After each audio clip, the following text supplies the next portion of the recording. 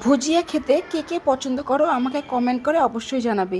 আজকে আমার ভুজিয়া খেতে ভীষণ ইচ্ছে করেছে, কিন্তু বাড়িতে আমার কাছে ভুজিয়া ছিল না, তার জন্য ভাবলাম ঝটপট ভুজিয়াটা তৈরি করা যাক। এখানে দেখো আমি 2 কাপ বেসন নিয়েছি, এখানে দেখো 1 চামচা মতো জোয়ান নিয়েছি। জোয়ানটা আমি ভেঙে নিয়েছি, একদমই পাউডার করে নিইনি।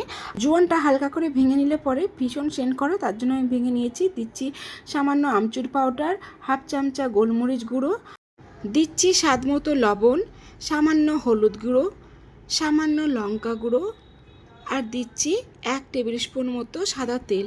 এবার সব উপকরণগুলো খুব ভালোভাবে মিশিয়ে নিচ্ছি বেসনের সঙ্গে।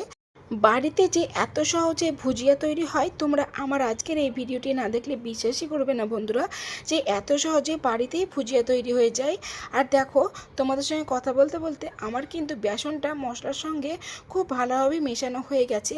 এবার আমি অল্প অল্প করে জল দিয়ে একটা ডো তৈরি করে নেব।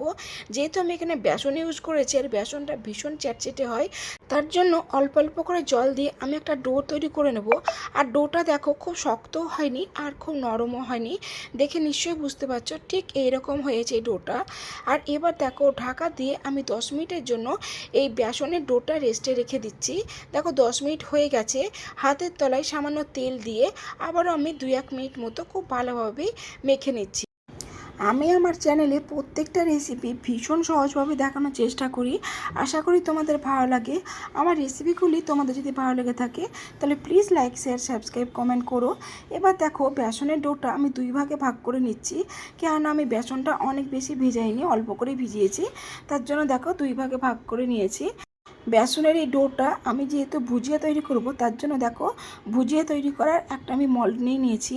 এটাতে আমি ভুজিয়া তৈরি করে নেব। আর খুব সহজেই বন্ধুরা এই মল্ডগুলোতে ভুজিয়া তৈরি হয়ে যায়। তাহলে চলো আর দেরি না করে ভুজিয়াগুলো তৈরি করে ফেলি। এখানে দেখো কড়াই কিন্তু আমি আগে থেকে তেলটা গরম করতে দিয়ে দিয়েছি। আর তেলটা যে কতটা গরম হয়েছে তোমরা দেখে নিশ্চয়ই বুঝতে পারছো। হাই ফ্লেমে কিন্তু আমি এই ভুজিয়াগুলো তৈরি করছি। আর ভুজিয়াগুলো তৈরি করতে বন্ধুরা এতটুকুও সময় লাগে না, কত অল্প সময় ভুজিয়াটা তৈরি হয়ে যায় তোমাদের কি বলবো। 1 মিনিটও লাগে না এই ভুজিয়াটা তৈরি করতে। দেখো এবার আমি উল্টে দিচ্ছি, আর দেখে নিশ্চয়ই বুঝতে পারছো কত সহজেই ভুজিয়াটা তৈরি হয়ে গেছে। কি সুন্দর কালার এসেছে না, বেশিক্ষণ ভাজার দরকার নেই, অথচ এতটাই ক্রাঞ্চি হয় বন্ধুরা এই ভুজিয়াগুলো। বাজারের কেনা ভুজিয়া তো অনেক খেয়েছো, বাড়িতে এরকমভাবে তৈরি করেও ভুজিয়া খেয়ে দেখবে, দারুণ সুস্বাদু লাগে বন্ধুরা। আর কত সহজেই বাড়িতে ভুজিয়া তৈরি করা যায় তোমরা আমার ভিডিওটা দেখলে দেখো সবগুলোই কিন্তু আমার তৈরি হয়ে গেছে। আর তোমরা বলবে ভুজিয়া ভুজিয়া বলছি, অথচ ভুজিয়া কোথায়, এগুলো তো ঝুরি ভাজা হয়েছে। কিন্তু হ্যাঁ, এগুলো ঝুরি ভাজা, এখনও পর্যন্ত ঝুরি, কিন্তু যদি আমি এটাকে ভেঙে দেব তখন দেখবে একদমই অরিজিনাল ভুজিয়া লাগবে বন্ধুরা। কি বলবো তোমাদের, ভেঙে দেওয়ার পর আর দেখো কত সুন্দর লাগছে দেখতে, গোটা গোটা হয়ে আছে, দারুণ সুন্দর লাগছে বন্ধুরা।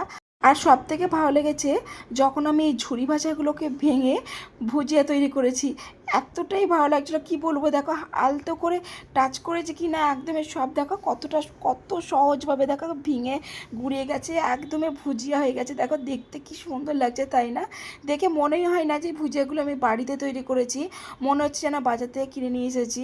দেখে নিশ্চয়ই বুঝতে পারছো যে ভুজিয়াগুলো কতটা সুন্দর হয়েছে তাই না বন্ধুরা।